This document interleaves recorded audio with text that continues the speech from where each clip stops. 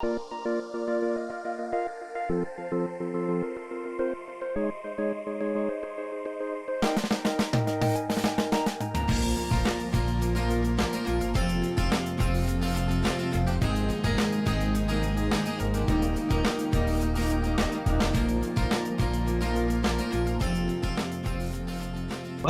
My name is Anthony Kazazis, and I am the director of the NYC Network Group, as well as the NYC Real Estate Expo. And we want to welcome Larendee, Roos, and Bruce Boucher to our second webinar called Creating a Culture of Coaching. And we do have two more that are going to be coming next week as well on Tuesday, and the following week again on the 23rd. Let's get started here with reading the bios of Larendee Roos. Larendee Roos is the founder and CEO of Roos Advisors. Since 2003, she has served as a strategic business advisor to over 200 management teams, ranging from startups to publicly traded companies. She is skilled in every aspect of business development, sales, administration, finance, and operations. During her executive career, she has advised more than 100 asset purchases, mergers, and company acquisitions. Her partner, Bruce Boucher, is the president of Roos Advisors. He is also the director of Masters of Human Resources Executive Program for Utah State University. He was the chief human resources officer for Extra Space Storage, a self-storage REIT. During his 14 plus years, he's helped the company transition from 150 employees and 38 properties to a publicly traded company with over 3,000 employees and 1,100 properties. He is also a SHRM certified professional. Later on, Bruce, you have to explain what that means.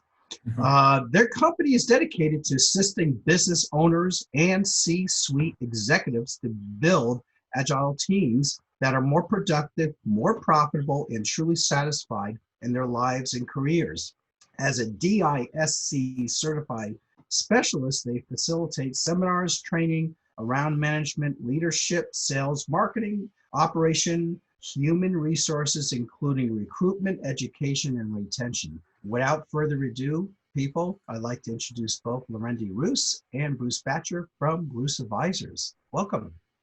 Thank you, Anthony. Appreciate it. It's always good to be with you. It's good to see you. Thank you so much for letting us come back. We enjoy this so much, and it's always great to share. We last week, as we talked about creating a cohesive team, and we covered 5 different items for you, and we're going to review those just really briefly here this morning, and then we're going to jump off from there. So if we could go to that slide, Larendee, I'd appreciate it. And we'll start with that this morning. Obviously, one of the things that is important to us is for all of us to remember these 5 points. We talked about them last week, and if you missed that and you're joining us for the first time, you can go back and watch that video. But we talked about trust. We talked about productive conflict, commitment, accountability, and results, right? And why do we do these things?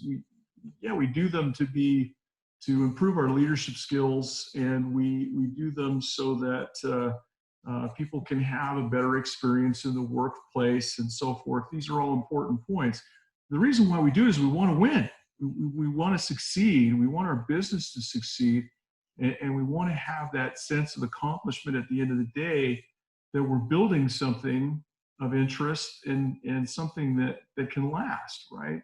So as we look at these 5 things we talked about last week, this is foundational and important to what we want to talk about today. And so with these things as the backdrop, we want to go forward.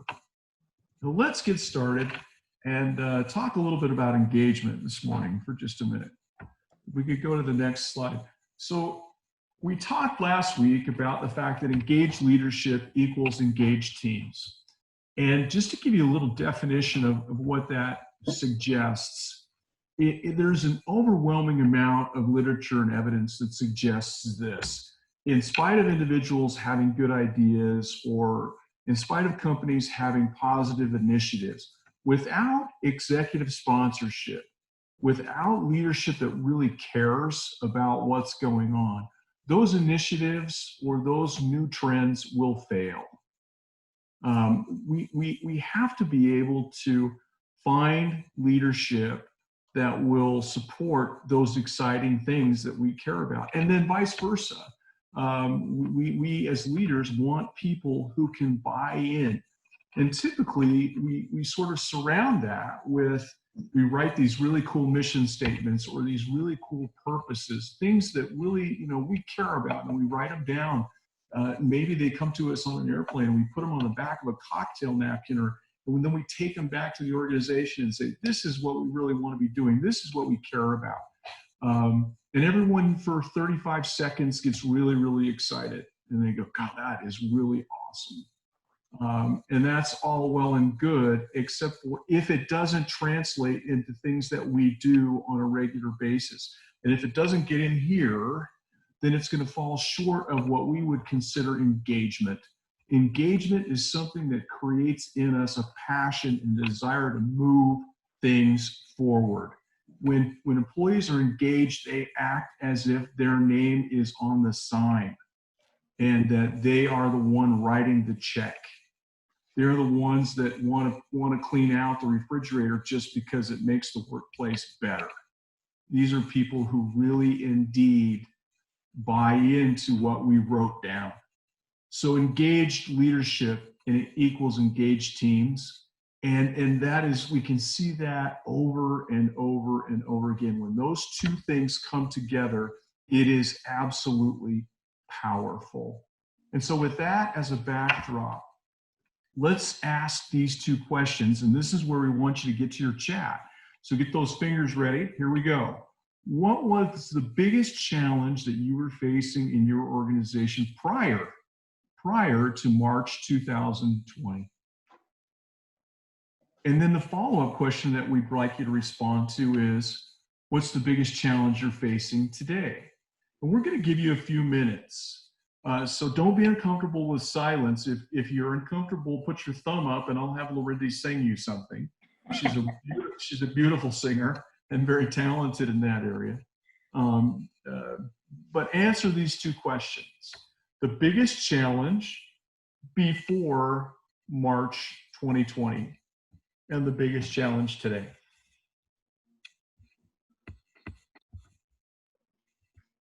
The ones I'm seeing are, let's see, the change of operation in our services. Holland says today that the direction of live conferences. Mm-hmm. Thank you.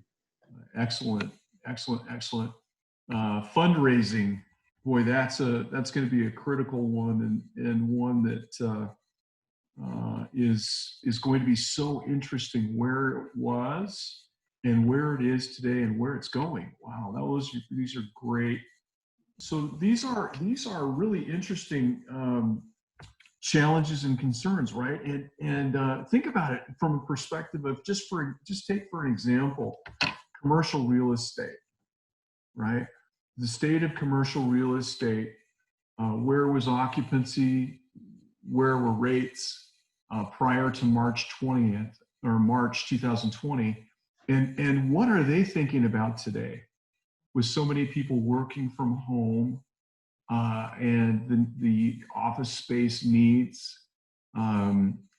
Out west, we have several companies that have gone back to work. I know that in the east that's going much slower, and many companies have just simply said, get back with us at the first of the year and we'll call it later. And so, obviously these are things that will require not only directives from the CDC or from your governor, wherever you live. These things will require leadership. They will require communication at the highest levels, and they will require all of us to think in terms of how can we bring our teams along? How can we engage them? How can we get to our best ideas? Thank you for sharing your thoughts on that. We talked about this last week just a little bit. 63% of people surveyed don't trust their leaders. whether that's business or government. We also mentioned that trust is one of the hardest things to regain in the workplace. It is not easily won. And so building trust still is just an issue that we continue to see as a direct hindrance to engagement. It can be a stumbling block. And if you believe the percentage that Forbes provides for us, it's a major stumbling block, and one that we continue to see surface in the consulting that we do. Let's go to the next slide. So why do we do what we do, and how do we do it? Well, our hope is to help business owners and people within the business reclaim or solidify their sense of direction and the quality of their lives, both personal and within the framework of being an employee. And we give them actionable solutions, things that they can do on a regular basis to make a difference and to stay engaged. So how do we do that? Well, we have tools, obviously. We have things that we can help people to use. We have practical exercises. We try to raise individuals' consciousness. We try to help them see the end from the beginning and to be able to focus on things that will help them to be more productive. As people are involved and as they're productive, we see an immediate tie to engagement. We see things that help them to feel valued and feel engaged. And that helps them to reignite their passion, both personally and professionally. Think about those moments, those days, those weeks when you were just buried, but you could not wait to get up and jump in your car and go to work. And think about the why behind that. Wouldn't it be great if we could help our teams and the people around us feel that way just about every day? Wouldn't that be the coolest thing ever? And wouldn't that have a major positive impact on our company, on our cause, on our fundraising, on our ability to communicate electronically? So passion and skill and talent means we win. And at the end of the day, we want to win. And winning isn't really about beating somebody else. It's about doing our best work. It's about our company surviving. It's about people who represent what we really believe in. And it's about this last check mark, which is aligning our team in causes that they really honestly believe in, where their heart really is. So let's go to the next slide, Larendee. Okay, so when we start talking about engagement and the measurement of engagement, we ask companies and got some data on this. We participated in surveys in 2017. And I will also tell you that just before COVID-19 closed everyone's borders, I was in Europe, in London and Paris and Prague, speaking and having interchanges with different companies in Europe. And we, in our survey in 2017, found that less than 33% of our employees are fully engaged at work. And we're not talking about being busy. We're talking about being engaged. The very things that we just described, right? Less than 33%. Now let's fast forward that to early March 2020. And the statistics were worldwide, less than 17% of the employee base was fully engaged at work. Less than 17% in the data that we were getting from companies like Honeywell, Korn Ferry, GE, Walt Disney. These are companies that are looking at less than 17% engagement. So with all the things that we've been doing and all the things we've been reading and all the books that have been written on leadership, we're going the wrong direction. Because it's not just a matter of saying we should be more engaged or writing a really cool mission statement that somebody can go, yeah, I like that. That's good.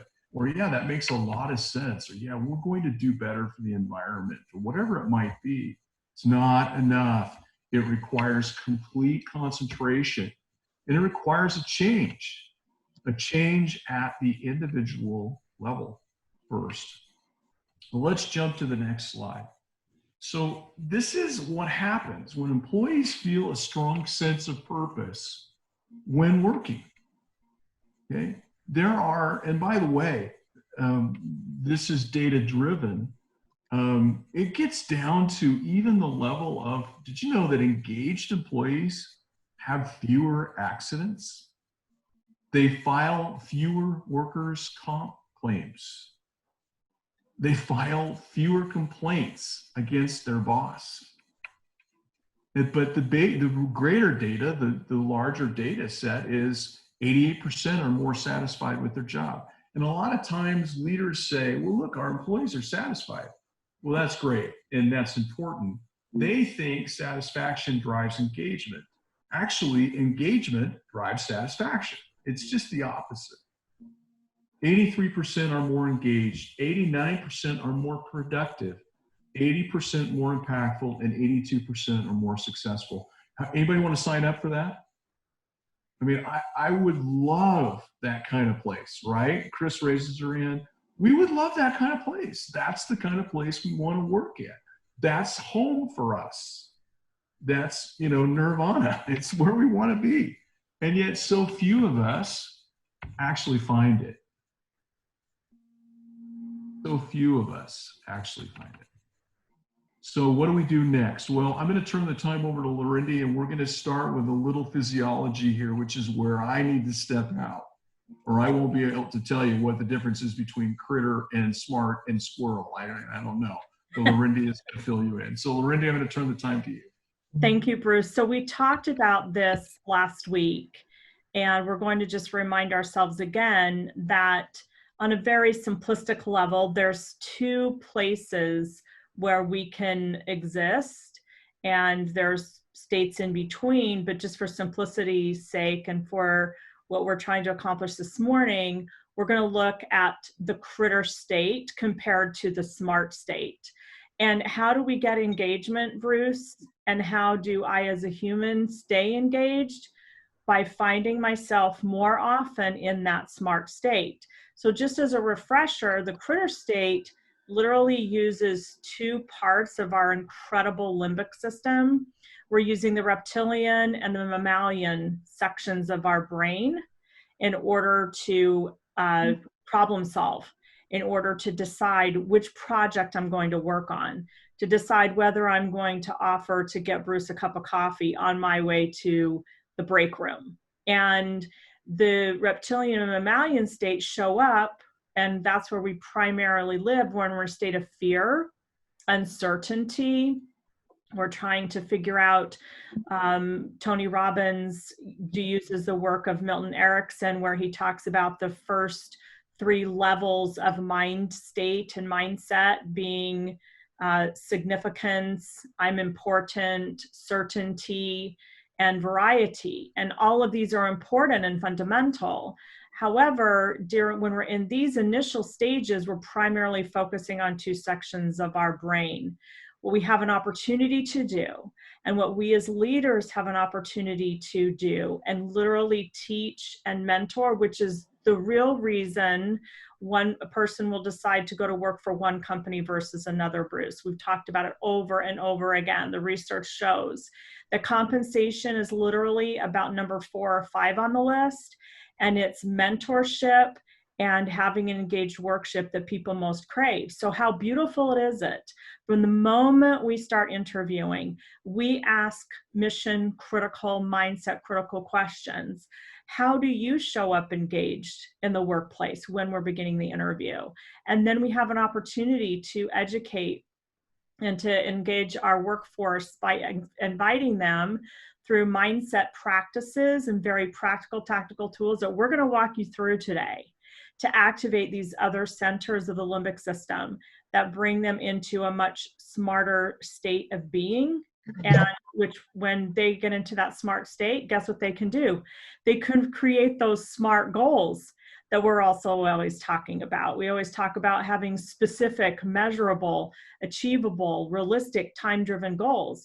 They're not able to do that and to stay committed to that if we're not engaging all centers of the limbic system. So again, we use the DISC, Agile EQ, as our starting place. Highly encourage anyone who's on this call who has not had an opportunity to go through this exercise and to really become self-aware, to give yourself this gift. We're going to be offering this gift at the end of the call, like we did last week. We walked Chris Salbutis through this last week, and it was really such a great exercise to walk with her. And I have to tell you, Chris is committed to personal and professional development. And she and I, as we did this work together, uncovered some really interesting things. And look, she gave us a thumbs up and she's still here. That's I great. know. You know, it's not painful, is it? It's good. And I also want to acknowledge Holland gave us a thumbs up, even though she can't talk to us. She gave us a thumbs up when you were talking, Bruce. So again, we really appreciate your engagement. So using the DISC Agile EQ, it's a starting point, a place where someone can become very self-aware and own where they are, so that we can help, with their permission, help guide them to actualizing and receiving input in all the way around the color wheel. Aspects that are really important as a team member. And of course, if we want our team members to be this, guess what we have to be? Also engaged, also very emotionally aware, very emotionally agile, so that we can bring in and have what we call, emotional balance, and also an ability to calibrate. Where should I be sitting given the current circumstances? Where should I be living based on that? So we talked last week about this ability to believe, achieve, and succeed. So we're going to walk you through some steps that we take our team members through, and that when we're working within organizations, we help each individual team member, from the CEO across the organization to the secretary and receptionist, really key in and tie to. So before we jump into this, I also just want to share that our minds really are powerful beyond measure. And, Bruce and I believe, and I think many of the people on this call and anyone who works with us also believe, that we are powerful beyond measure, and our highest state is a state of creativity when we're very conscious to that creativity. And I was reading this morning an example of how, very often as leaders in organizations, if we have one of our team members who isn't showing up the way that we think they should show up, or they're appearing to be a little out of sorts or disconnected, we can allow that to ruin our whole day. And I would just invite us to remember that humans are messy, and what we do on a day-to-day basis can be messy, but it can also really be magnificent and rewarding. And so I was talking with the CEO this morning, and I was sharing with her this example of, imagine a child standing at the edge of the ocean and throwing a stick in that ocean, and in childlike faith and belief, they believe that's going to change the tide, or that's really going to make an impact on the ocean. Think about that for a moment. Throwing a stick or a rock into the ocean and imagining that the whole ocean's going to shift because of one stick or one stone. And what I would invite us as leaders to consider is that we are the ocean and a collective and a combined effort. And so if one of our employees is having a bad day, or one of our employees or our team members is a little off center and out of alignment, we can do great work to remember that that's just one stick, that's one stone that is not going to change the tide of our entire organization. This is so mission critical, and it's made a difference in our organization, Bruce. I think you would agree that we don't allow one situation that's going on with one team member to redirect the entire organization and to shift the entire ocean.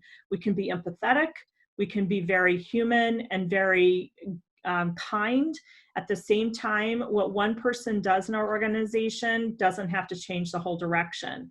That being said, the power that we can bring to that same example, the power you can bring to a child, the reason a child even believes he can shift the whole ocean is because of the power of mindset. So imagine if we invite our team members to consider their mindset in a different way. So we have a simple personal accountability coaching practice that we take each of our team members through when they first join, and then we connect with them on this every single month. We hold weekly calls where we're checking in on this. So the first thing is we say, what do you really want? And how many of us really give ourselves the space to ask ourselves that question? What do I really, really want? If my ego were set aside and I could dream big, no bigger than that, even bigger than that, just like Walt Disney did when he sat on that park bench in Griffith Park in Los Angeles, California, and envisioned what now is known as the Walt Disney Resorts and Theme Park, right? What do you really want? And what does life look like when? What does it look like when you have stepped into and you really begin to envision and imagine that? And then we take our team members through, well, what's the gap between where you are now and the point of arrival, right? So Bruce often talks about having a goal is great. It's going to be easier for you to do the steps necessary when you know where you're going to go. Set the point. What is the data point? What is the arrival point? And what's the gap between where they are now and the point of arrival? And then what needs to change? What do you need to do differently in order for you to meet that point of arrival? For example, in our business, I decided about 3 years ago that I no longer wanted to be a solopreneur. And being a collaborator is in my DNA. I love building teams, and yet I was selling myself short by only having myself and a couple of assistants who were kind of circling around me. And I said, I really want to walk the talk. And if I believe building teams is the scaling differentiator, then I want that in my own life and business. And so Bruce and I, joined together and started walking together, and we're coming up on 2 years later. And now we have 8 consultants that work for us, 4 full-time employees. And I have to say, it's really been rewarding because I had to decide where the gap is between where I was and what I wanted and how I could get there. And what needs to change? So what needs to be different? Well, for one thing, I needed to change my mind, and I needed to be willing to take some risks, right? That's the first step. And then the beautiful thing about it was I didn't post an ad on LinkedIn. I didn't run an ad on Indeed. I just started showing up how I wanted my life to be, and people started being attracted. And everyone who works with our organization right now, there's only one person on our team who answered a help wanted ad. Everybody else on our team was attracted to what we were doing. And I have to say, it's been a really very rewarding ride. So what needs to change? What habits do I need to create?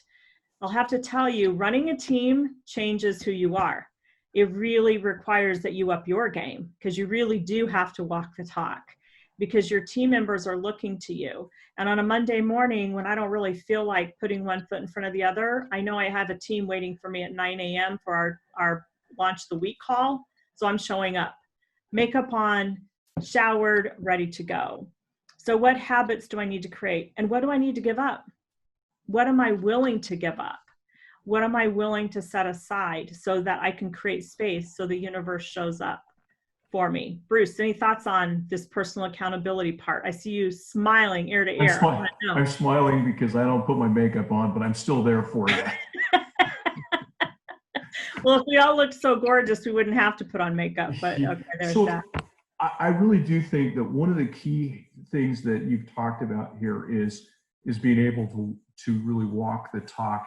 These questions, honestly, are so, if you walk employees through these questions, it is so interesting to find out where they really are. Not where you think they are, or where you think they should be, but where they really are. And when you start talking to them about their goals and their desires, even if they want to leave your organization, isn't the question of what needs to change then a really important question?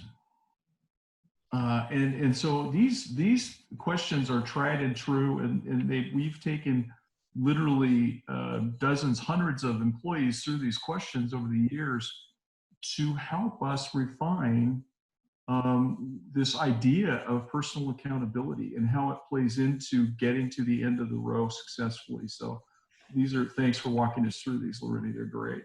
Absolutely. And then continuing on, now we're going to test their commitment. So we always talk about now we need a stress test. Okay. So here's my goal. Here's where I want. Here's what life looks like when I'm there. So now what's my commitment? So what am I willing to be held accountable for? And what is my team member willing to be held accountable for? And then how can we specifically help them? And these are goals and these are tactics that they're helping create. We're not putting things upon them. Certainly there's a job to do. There's tasks that need to be done. How can we specifically help them complete those tasks so that they're a part of the ongoing process? And if tied to revenue targets, where are they right now? If they're on the sales team, what are they doing right now? What is that revenue target? And what specific actions are they required to take in order to reach the goal? And then we measure it annually, monthly, weekly, and we track it. And then we ask them to return and report to us. This is, again, not something that we're putting on them, but they're returning and reporting on their wins, their challenges. They hit the target, they didn't hit the target, because it doesn't really matter. It's not about did I hit the target or did I not hit the target. It's about what didn't I do? What habit did I set aside that apparently was not as important to me this week? And so helping us walk through that. So what we'd like to do this morning is someone who'd be willing to play. You can either do it through chat, so you can raise your hand if you're not able to speak, or we would love to just take a minute to walk you through just a couple of these questions about what you really want and what your life looks like when. So we asked you the question earlier, what was life like? What challenges did you have pre-2020? What do you have now? So we'd like to just, someone who'd be willing to play, raise your hand or put in the chat that you'd be willing to. If you don't volunteer, we'll volunteer you. How's that? It's painless. Ask Chris. We're pretty gentle. You are. Where's the starting point? Which of the questions is the starting point? What do you really, really want? What do you really, really want? In terms of the team? In terms of whatever you want. Unity. That's the most important, really. Because Okay. when you're able to move forward with everything else. So Chris really, really wants unity. Okay. So what does your life look like when you are experiencing unity, Chris? What are you doing? What's going on in your life or your team when you really have connected to unity? So once we understand where each other's, I guess, strengths and weaknesses are, we're able to work more cohesively, and then everything runs really smoothly. And that way, even if there's a hitch, there's always a hitch, because as you said, everything's messy. Even if there's a hitch, things work out very well. And you saw that actually with our spring symposium. COVID hit, and businesses were really crippled by that, but we were able to make a fairly smooth transition from having a live event to having an online event, a live online event. So how does your life personally look, Chris, when your teams are unified and cohesive? So basically it's still on the messy side. However, it's much more fulfilling, and it's less stressful because you see things are coming into play. Mm-hmm. And what are you doing personally because you have unity and you see things coming together? What's going on in your personal life? In terms of, is there a way to restate it? Because I'm not sure I understand. If you did understand or you did know, what would you say? In my personal life, basically things are better in general. It's less stress on me. It's a better use of my time because everybody's functioning optimally. Mm-hmm. So less stress, More time, and what would you do with that more time, Chris? What would you be doing? Honestly, I'd hug my kids. That's what I would do. You would hug your kids, right? So do you see how in just a short period of time, we kind of bookended unity, helps all of these things flow forward so that Chris can spend more time hugging her kids. So now we've tapped into the DNA of who Chris is, and we've already identified that Chris's children are very important to her and the time that she spends with them. So do you see the difference of if I'm a team leader and I'm helping have Chris have more time hugging her kids, I'm going to have a better engaged Chris because I'm going to be connected to what she wants and what she's aligned with as opposed to what I want, right? So really you can see in such a short period of time how it doesn't take much time. And the questions we always get, Bruce, right, is how much time does this take? How long is it going to take? You know? And we literally in under 5 minutes got to one thing that really matters to Chris, right? So what needs to change in order for Chris to spend more time hugging her kids? She knows, I don't know, but she knows. And so as an accountability partner, this is not Big Brother. This is, I really do care and value, Chris, that your children mean something to you and you want to spend more time with them. So how can I help you? Does that make sense? Mm-hmm. Yeah. So how do you experience that, Chris? The idea that you could spend more time doing that. How do you experience that? In terms of what? How do you feel about that? Being able to hug your kids more, spend more time with your kids. Oh, sure. I mean, it's very fulfilling, of course. More time with my family. That's a very strong value where I come from and how I was raised. It's always been a very big value to have family. And a secondary question may be, does that cause you to look at that leader differently when they express that kind of support for that really deep-seated goal? Well, I think in terms of my team personally, each of us has very strong family values, so it's not a foreign concept to anybody on the team. Everybody's either a parent or an elder sibling or, etc. And so everybody has very close ties to the family. And it's, I think, what makes us stronger because then our team itself becomes like a family. Right. Great comment. Yeah, it's interesting, Chris, because I was interviewing a gentleman who's a CEO who spends most of his time in Mexico. And he grew up in Texas, but he spent most of his professional career in Mexico. And he said, I had to learn the cultural difference with my teams in Mexico compared to my Anglo-Saxon Northerners who in the Texas environment, it was more based on community who could help raise a barn, where in Mexico, it was much more family oriented. And so as a leader, I needed to learn that cultural difference, but I would venture to say that most CEOs don't take time.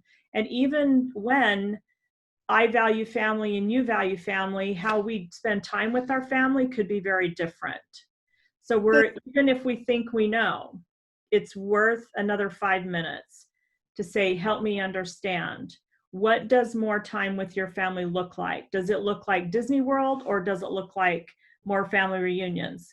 Does it look like every weekend or does it look like a big trip every 2 years? So we really get very granular and finite and never assume that we know, even if our core values are similar. And Chris, it's not surprising that most people on your team share your value because guess what? We attract what we want more of in our life. Makes sense?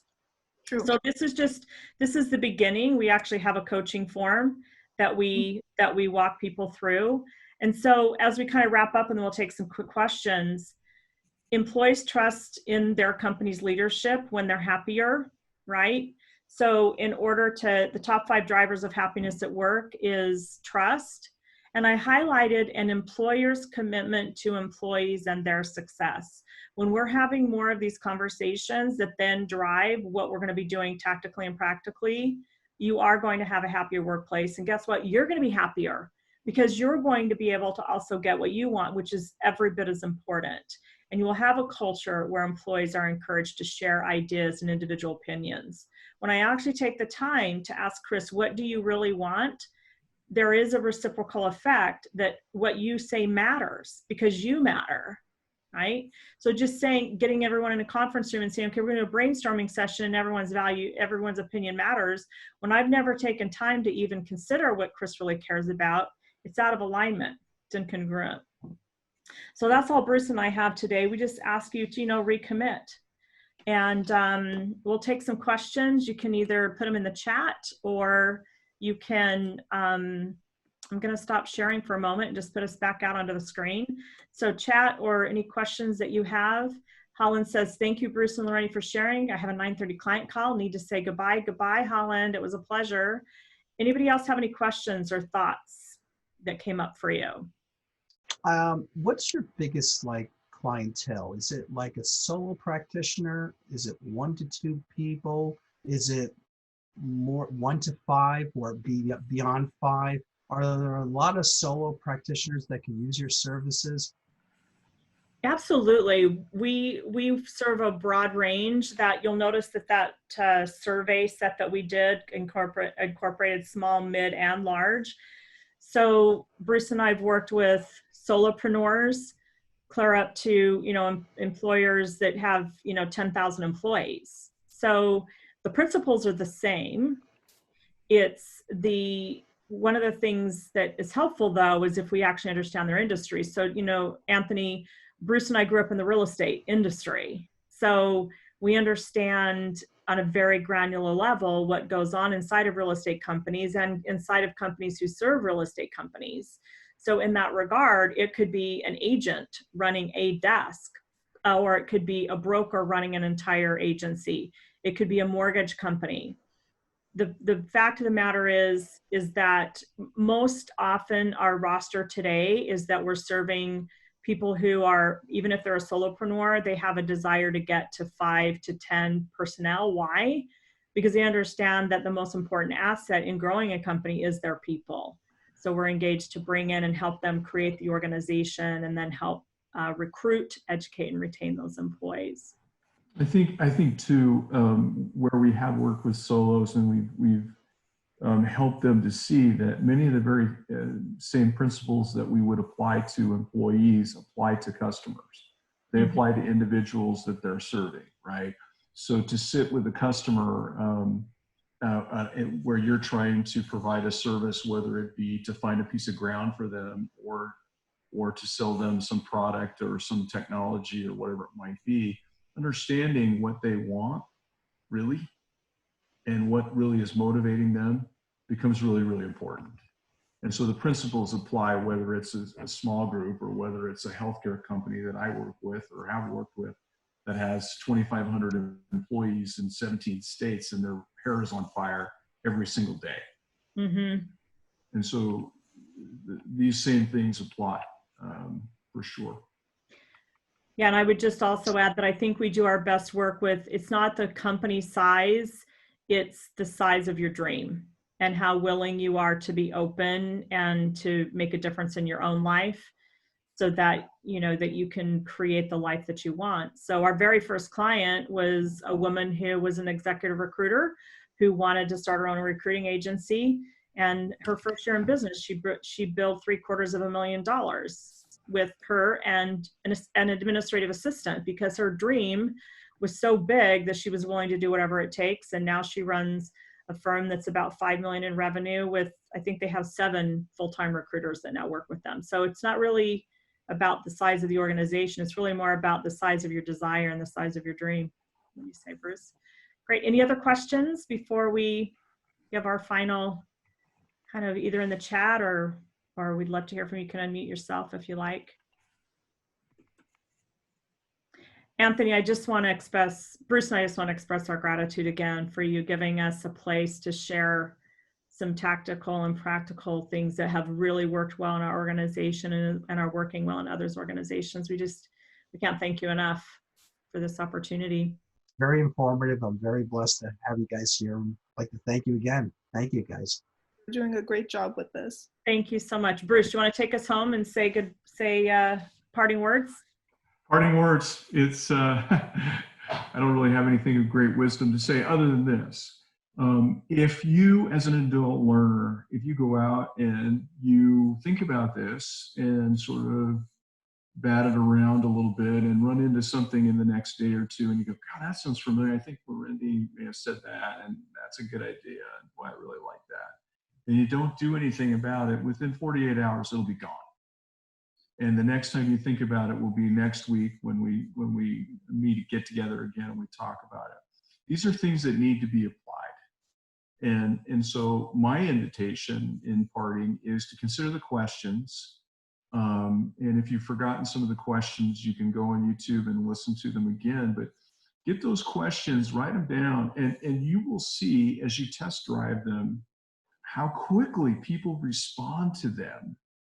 And how it's like people think that it's some secret sauce. It's not. It really isn't. It's just these heartfelt questions that draw people out and give them a sense that we really care. And in fact, we hope you'll ask the questions because you do really care. And so those would be my parting thoughts. Use this, please use this. If for no other reason then it will make you a better leader. So. Larendee, those are my thoughts.